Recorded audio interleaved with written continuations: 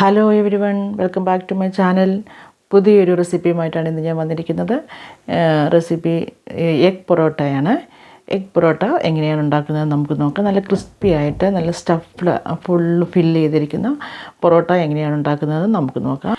അപ്പോൾ വീഡിയോയിലേക്ക് കിടക്കുന്നതിന് മുമ്പ് ചാനൽ സബ്സ്ക്രൈബ് ചെയ്യാത്തവരൊന്നും ചാനൽ സബ്സ്ക്രൈബ് ചെയ്യുക. വീഡിയോ മുഴുവനായി കാണുക. റെസിപ്പി ഇഷ്ടപ്പെട്ടാൽ ഫ്രണ്ട്സിലേക്കും റിലേറ്റീവ്സിനൊക്കെ ഒന്ന് ഷെയർ ചെയ്യുകയും കൂടി ചെയ്യുക. അപ്പോൾ നമുക്ക് ഇത് എഗ് പൊറോട്ട ഉണ്ടാക്കുന്നത് എങ്ങനെയാണെന്ന് നോക്കാം. ഞാനിവിടെ ഒരു മീഡിയം സൈസിലുള്ള സവാള ഉള്ളി ചെറുതായിട്ട് അരിഞ്ഞ് വെച്ചിട്ടുണ്ട്. എത്രയും ചെറുതായിട്ട് അറിയാമോ അത്രയും ചെറുതായിട്ട് തന്നെ നമ്മൾ അരിയണം. അതിനകത്തേക്ക് ഒരു 2 ടേബിൾ സ്പൂൺ അനുസരിച്ച് ഞാൻ മല്ലിയില ഇട്ട് കൊടുത്തു. പിന്നെ ഒരു പച്ചമുളക് അരിഞ്ഞത് ചേർത്ത് കൊടുത്തിട്ടുണ്ട്. ഇനി നമുക്കിതിലേക്ക് വേണ്ടത് മുട്ട തന്നെയാണ്. ഞാനൊരു 5 മുട്ട ഇവിടെ എടുത്ത് വെച്ചിട്ടുണ്ട്. എല്ലാ മുട്ടയും നമുക്കതിനകത്തേക്ക് പൊട്ടിച്ചൊഴിക്കാം. അതിനുശേഷം നമുക്ക് അതിനകത്തേക്ക് വേണ്ടത് പൊടി മസാലകളാണ്. അല്പം കുരുമുളക് പൊടി ചേർത്ത് കൊടുക്കാം. മുളക് പൊടി ചേർക്കണമെങ്കിൽ മുളക് പൊടി ചേർക്കാം. നിങ്ങൾ കുഞ്ഞുങ്ങൾക്കൊക്കെയാണ് ഉണ്ടാക്കുന്നതെങ്കിൽ ഒത്തിരി മുളകൊന്നും ചേർക്കാതിരിക്കുകയാണ്. പച്ചമുളക് നിങ്ങൾക്ക് അവോയ്ഡ് ചെയ്യാം. അല്ല അല്പം കുരുമുളക് പൊടി ഞാനിവിടെ ചേർത്ത് കൊടുത്തിട്ടുണ്ട്. 1/2 ടീസ്പൂൺ കുരുമുളക് പൊടി ചേർത്ത് കൊടുത്തു. അതിനുശേഷം നമുക്ക് ആവശ്യത്തിന് വേണ്ടുന്ന ഉപ്പും കൂടെ ചേർത്ത് നന്നായിട്ടൊന്ന് മിക്സ് ചെയ്യാം. മിക്സ് ചെയ്യുമ്പോൾ നമ്മളിത് ഒരുപാടങ്ങ് ഇളക്കരുത്.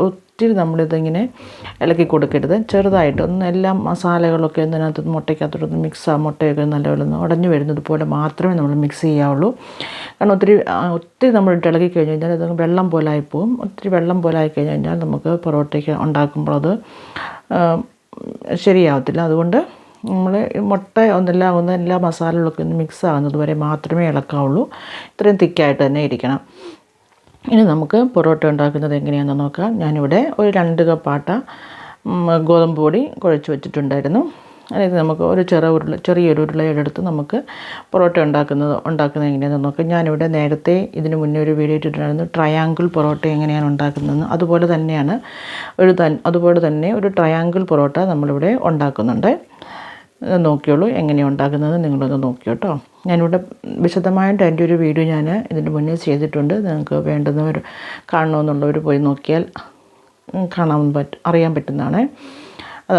നമ്മളൊരു ചപ്പാത്തി പോലെ പരത്തിയതിന് ശേഷം അതിലേക്ക് അല്പം നമ്മൾ നെയ്യ് തേച്ച് കൊടുക്കാം.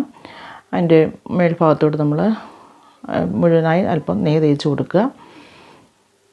നെയ്യ് തേച്ച് കൊടുത്തതിന് ശേഷം ഇതിനെ നമ്മൾ നടുക്കൊന്ന് മടക്കുക. ഇതുപോലെ ഒന്ന് മടക്കി കൊടുക്കുക. അതിനുശേഷം വീണ്ടും ആ മടക്കിൻ്റെ ഭാഗത്തും നമ്മൾ നെയ്യ് തേച്ച് കൊടുക്കുന്നുണ്ട്. നെയ്യോ എണ്ണയോ തേച്ച് കൊടുക്കാവുന്നതാണ് കേട്ടോ. നിങ്ങൾക്ക് ഇഷ്ടമുള്ളത് തേക്കാം. പക്ഷേ ഞാനിവിടെ നെയ്യാണ് ചേർത്തിരിക്കുന്നത്.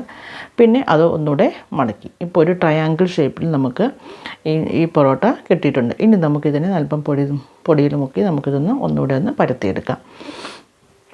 പരത്തിയെടുത്തതിന് ശേഷം നമ്മൾ തവയിലോട്ട് ഇട്ട് കൊടുത്തിട്ടുണ്ട്.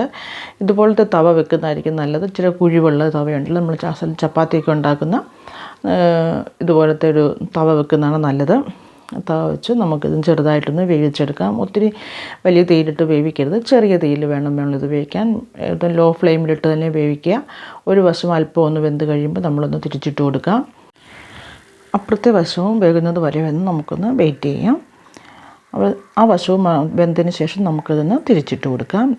ഇപ്പോൾ തന്നെ നമുക്ക് സൈഡിൽ നിന്നൊക്കെ ചെറുതായിട്ട് കണ്ടോ അവിടെ ഇങ്ങനെ വിട്ടുവരുന്നത് കാണാം. നമ്മൾ ഈ മടക്കിയ ഭാഗങ്ങൾ കണ്ടോ വിട്ടുവരുന്നത് കണ്ടോ. ആ ഭാഗം നമുക്ക് ഇങ്ങനെ ഓപ്പൺ ചെയ്തെടുക്കണം. നമ്മുടെ ഇതുപോലത്തെ സ്റ്റീലിൻ്റെ ചട്ടുകം ഉണ്ടെങ്കിൽ നമുക്കിങ്ങനെ സെപ്പറേറ്റ് ചെയ്ത് കൊടുക്കാൻ പറ്റും.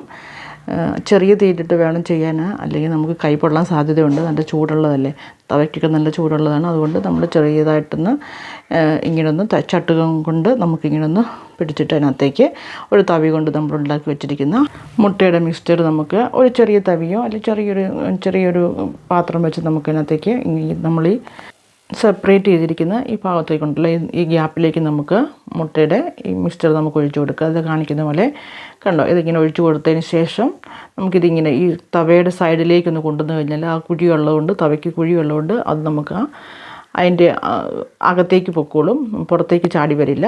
എന്നിട്ട് നമുക്കിതൊന്ന് പ്രസ് ചെയ്ത് കൊടുത്തു കഴിഞ്ഞാൽ അത് അടഞ്ഞോളും. എന്നിട്ട് നമുക്ക് ചെറുതായിട്ടൊന്ന് തിരിച്ചിട്ട് കൊടുക്കാം. കണ്ടോ, ഈസിയായിട്ട് നമുക്ക് തിരിച്ചിടാൻ പറ്റും. തിരിച്ചിട്ടതിന് ശേഷം പിന്നെ നമുക്ക് ആ ഭാഗത്തുനിന്നും എടുത്ത് പൊക്കിയതിന് ശേഷം അവിടേക്ക് നമുക്ക് വേണമെങ്കിൽ അല്പം മിശ്രിതം നമുക്ക് ഇച്ചിരി മുട്ടയുടെ മിക്സ്ചർ നമുക്ക് ഒഴിച്ച് കൊടുക്കാവുന്നതാണ്. നിങ്ങൾക്ക് ഇഷ്ടമുണ്ടെങ്കിൽ ഒഴിച്ചാൽ മതി, അല്ലെങ്കിൽ കുറച്ച് മതിയെങ്കിൽ കുറച്ച് യൂസ് ചെയ്യാം. നിങ്ങൾക്ക് ഇഷ്ടമുള്ളതിനനുസരിച്ച് മുട്ട ഒഴിച്ച് കൊടുക്കാം. നിങ്ങൾക്ക് എത്ര ഒഴിക്കണോ അതിനനുസരിച്ച് നമുക്ക് അതിലേക്ക് മുട്ട ഒഴിച്ച് കൊടുക്കാവുന്നതാണ്. എന്നിട്ട് 2 സൈഡും ഇനിയൊന്ന് നന്നായിട്ടൊന്ന് ഫ്രൈ ചെയ്തെടുക്കണം. നമുക്കത് ക്രിസ്പി ആക്കി എടുക്കണം. അതിനകത്തേക്ക് നമുക്ക് എണ്ണയോ അല്ലെങ്കിൽ നെയ്യോ നമുക്ക് തേച്ച് കൊടുക്കാവുന്നതാണ്. നമുക്ക് 2 വശത്തും നന്നായിട്ട് നെയ്യ് തേച്ച് കൊടുത്തതിന് ശേഷം നമുക്ക് നല്ല ക്രിസ്പി ആക്കി എടുക്കണം. അകത്തുള്ള മുട്ടയും വേവണമല്ലോ. അപ്പോൾ നമുക്ക് ചെറിയ തീയിലിട്ട് ചെറുതായിട്ട് നമുക്കിത് വേവിച്ചെടുക്കാം. ഒത്തിരി ധൃതി വെക്കാൻ പാടില്ല. നമ്മൾ ഇച്ചിരി സാവകാശത്തിൽ വേണം ഇത് ചെയ്യാൻ. കുഞ്ഞുങ്ങൾക്കൊക്കെ ഒരുപാട് ഇഷ്ടമാകുന്ന ഒരു ഫുഡാണിത്. നിങ്ങൾക്ക് വേണമെങ്കിൽ സോസ് ഉപയോഗിച്ചോ അല്ലെങ്കിൽ ചട്നിയോ അല്ലെങ്കിൽ മയോയോ എന്ത് പ്രത്യേകിച്ച് കറികളൊന്നും വേണമെന്നില്ല. നമുക്ക് എന്ത് ഉപയോഗിച്ചും നമുക്കിത് കഴിക്കാവുന്നതാണ്. ബ്രേക്ക്ഫാസ്റ്റിനൊക്കെ നല്ലൊരു റെസിപ്പിയാണ്. നിങ്ങൾ കുഞ്ഞുങ്ങൾക്കൊക്കെ ഇഷ്ടമാകും. നിങ്ങൾ ഉണ്ടാക്കി നോക്കണം. എന്നിട്ട് റെസിപ്പി നിങ്ങൾക്ക് ഇഷ്ടമായെങ്കിൽ കമൻറ്റ് ചെയ്യാനും അഭിപ്രായം പറയാനും മറക്കരുത്. ഫ്രണ്ട്സിലേക്കും റിലേറ്റീവ്സിലേക്കും ഒക്കെ ഒന്ന് ഷെയർ ചെയ്യുക. ചാനലൊന്ന് സബ്സ്ക്രൈബ് ചെയ്യാനും മറക്കരുത്. സബ്സ്ക്രൈബ് ചെയ്യാതെ കാണുന്ന കൂട്ടുകാരോടാണ് പ്രത്യേകം പറയുന്നത്, നിങ്ങളൊന്ന് ചാനൽ സബ്സ്ക്രൈബ് ചെയ്യുക. പുതുതായിട്ട് ജോയിൻ ചെയ്തിരിക്കുന്ന എല്ലാ കൂട്ടുകാർക്കും എൻ്റെ ചാനലിലേക്ക് സ്വാഗതം. എല്ലാവർക്കും സ്നേഹവും സന്തോഷവും അറിയിക്കുകയാണ്. ഇനി നിങ്ങൾ ഇതുപോലെ തന്നെ ഇനി നിങ്ങളുടെ സഹകരണവും പ്രതീക്ഷിക്കുന്നു. നിങ്ങളുടെ ഫ്രണ്ട്സിലേക്കൊക്കെ ഒന്ന് ഈ ചാനലൊന്ന് റെക്കമെൻഡ് ചെയ്യുക. നിങ്ങൾ ചെയ്യുമെന്ന് പ്രതീക്ഷിക്കുന്നു. ഇപ്പം നമ്മളുടെ പൊറോട്ട ഇവിടെ റെഡി ആയിട്ടുണ്ട്. നന്നായിട്ട് ക്രിസ്പി ആയിട്ടുണ്ട്. എല്ലാകത്തുള്ള മുട്ടയൊക്കെ നന്നായിട്ട് വെന്തിട്ടുണ്ട്. ഇതാ ഞാനിതൊന്ന് മുറിച്ച് കാണിക്കാം നിങ്ങളെ. അപ്പോൾ നിങ്ങൾക്ക് മനസ്സിലാകും മുട്ട നന്നായിട്ട് പൊറോട്ടയ്ക്കകത്ത് നന്നായിട്ട് സ്റ്റഫ്ഡ് ആയിട്ടുള്ള എഗ് പൊറോട്ടയാണിത്. നിങ്ങൾക്ക് എല്ലാവർക്കും ഇഷ്ടപ്പെടും. നിങ്ങളൊന്ന് ഉണ്ടാക്കി നോക്കണം. ഉണ്ടാക്കാൻ വലിയ ബുദ്ധിമുട്ടൊന്നുമില്ല. ചെറുതായിട്ട് നമ്മളതൊന്ന് സെപ്പറേറ്റ് ആ പൊറോട്ട ഒന്ന് വെടിവിച്ച് വരുന്ന ആ ഒരു ബുദ്ധിമുട്ടേ ഉള്ളൂ. അത് 1-2 പ്രാവശ്യം നമ്മൾ ചെയ്ത് കഴിയുമ്പോൾ നമുക്കത് ബുദ്ധിമുട്ട് മാറും. കണ്ടോ എന്ത് നന്നായിട്ട് തിക്കായിട്ടാണ് മുട്ട അതിനകത്ത് സ്റ്റഫായിരിക്കുന്നത് കണ്ടില്ലേ. നന്നായിട്ട് മുട്ടയൊക്കെ വേകുകയും ചെയ്തു. അപ്പോൾ നിങ്ങളിതൊന്ന് ഉണ്ടാക്കി നോക്കണം. ഇനി വീണ്ടും ഒരു റെസിപ്പിയുമായി വീണ്ടും കാണാം. അതുവരെ എല്ലാവർക്കും നമസ്കാരം. Take care. Thank you for watching.